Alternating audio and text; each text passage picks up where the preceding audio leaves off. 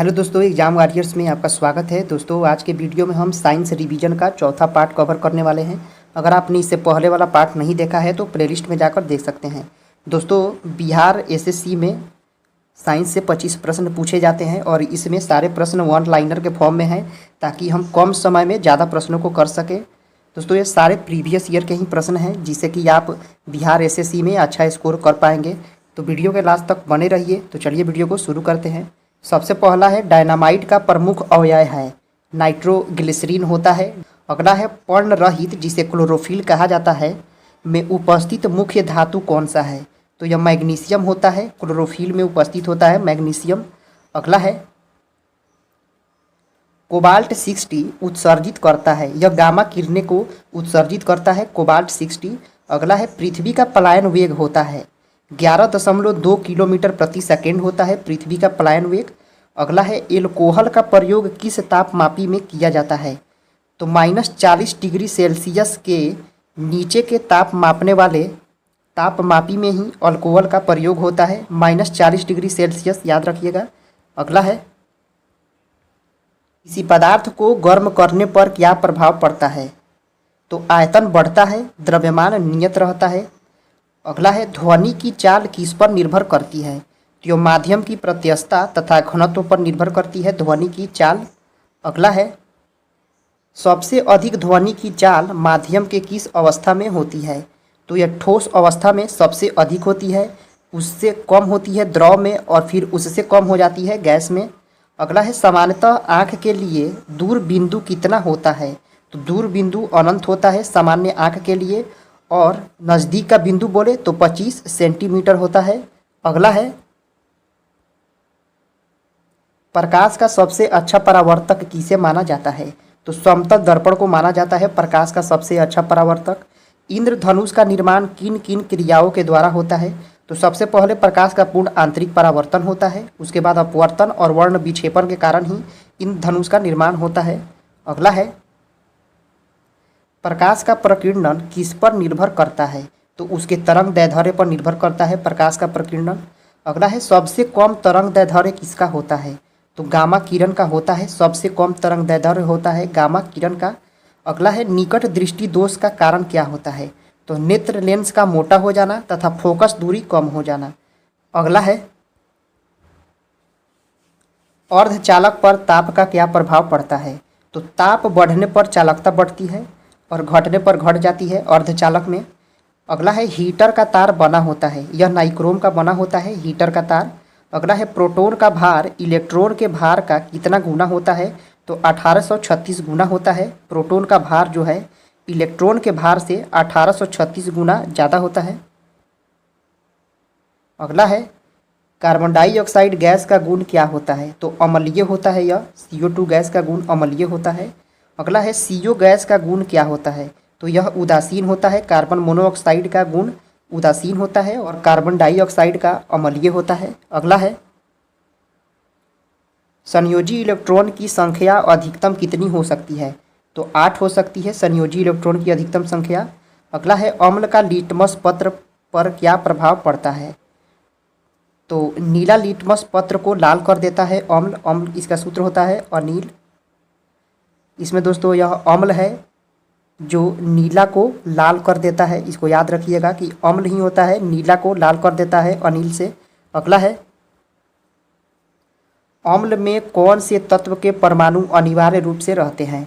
तो हाइड्रोजन रहता है अम्ल में, अनिवार्य रूप से हाइड्रोजन रहता है हर अम्ल में। अगला है, भस्म क्षार का लिटमस पत्र पर क्या प्रभाव पड़ता है? तो दोस्तों होता है अनील। तो अम्ल जो है नीला को लाल कर देता है, तो क्षार लाल को नीला कर देगा। तो लाल लिटमस पत्र को नीला कर देता है क्षार या फिर भस्म। अगला है, दिया सलाई बनाने में किसका प्रयोग किया जाता है? तो लाल फास्फोरस का प्रयोग किया जाता है दिया सलाई बनाने में। अगला है, कीटाणुनाशक रूप में किसका प्रयोग किया जाता है? तो विरंजक चूर्ण का प्रयोग किया जाता है कीटाणुनाशक के रूप में। अगला है, साबुन बनाने की प्रक्रिया को क्या कहते हैं? तो सैपोनिफिकेशन कहा जाता है साबुन बनाने की प्रक्रिया को। अगला है, रक्त का कितना प्रतिशत भाग प्लाज्मा होता है? तो 55% भाग प्लाज्मा होता है रक्त का।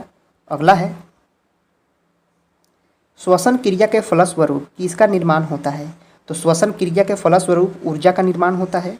अगला है श्वसन में शर्करा का क्या होता है? तो ऑक्सीकरण हो जाता है। श्वसन में शर्करा का ऑक्सीकरण होता है। आमाशय में भोजन का पाचन किस माध्यम से होता है? तो अम्लीय माध्यम से होता है। आमाशय में भोजन का पाचन अम्लीय माध्यम से। अगला है प्रत्येक वृक्क यानी किडनी का भार कितना होता है? तो 150 ग्राम होता है प्रत्येक वृक्क का भार। अगला है 24 घंटे में मनुष्य लगभग कितना मूत्र का उत्सर्जन करता है? तो लगभग 1.5 लीटर का उत्सर्जन कर देता है 24 घंटे में मनुष्य। अगला है हार्मोन का क्या कार्य है? तो सभी प्रकार के रासायनिक क्रियाओं को नियंत्रित करना ही हार्मोन का कार्य होता है। अगला है राइबोसोम किसकी सतह पर होती है? तो यह एंडोप्लाज्मिक रेटिकुलम की सतह पर पाई जाती है राइबोसोम। अगला है प्रतिवर्तित क्रिया का संचालन केंद्र क्या है? तो मेरुदंड होता है। प्रतिवर्तित क्रिया का संचालन मेरुदंड होता है। अगला है तंत्रिका तंत्र की रचनात्मक तथा क्रियात्मक इकाई क्या है? तो न्यूरॉन होता है। तंत्रिका तंत्र का रचनात्मक और क्रियात्मक इकाई न्यूरॉन होता है। अगला है मनुष्यों में मेरुदंड से कितनी जोड़ी तंत्रिका निकलती है? तो 31 जोड़ी निकलती है मनुष्यों में मेरुदंड से। अगला है भारत में खोजा गया प्रथम कंप्यूटर वायरस कौन सा था? तो सी ब्रेन था। भारत में यह खोजा गया प्रथम कंप्यूटर वायरस था सी ब्रेन। सुहागा का रासायनिक नाम क्या है? तो बोरेक्स होता है। सुहागा का रासायनिक नाम बोरेक्स होता है।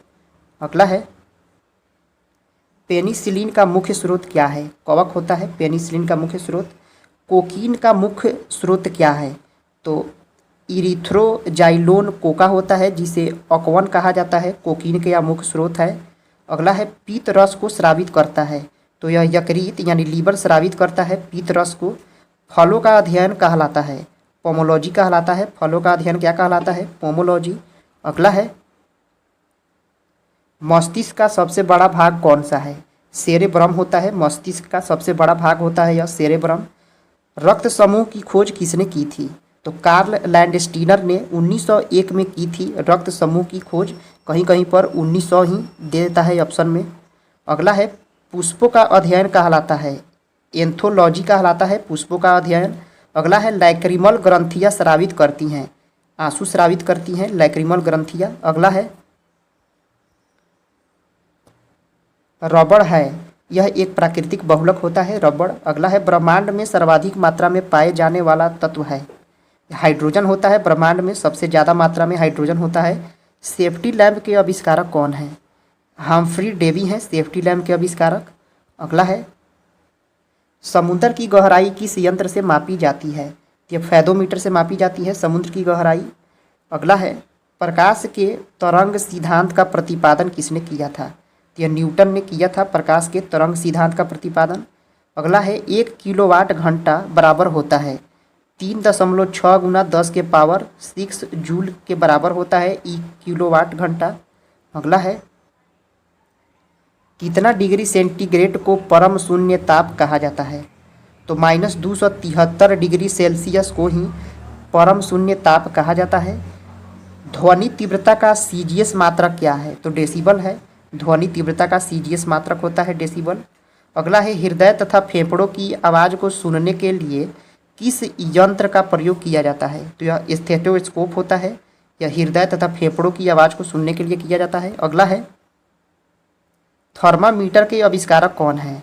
फ़ारेनहाइट है। थर्मामीटर का आविष्कारक कौन है? फ़ारेनहाइट है। दोस्तों यह वीडियो यहीं पे समाप्त होता है। दोस्तों आपको यह वीडियो कैसा लगा कमेंट करके ज़रूर बताएं। पसंद आया है तो लाइक करें सब्सक्राइब करें। फिर मिलते हैं अगले वीडियो में। जय हिंद दोस्तों।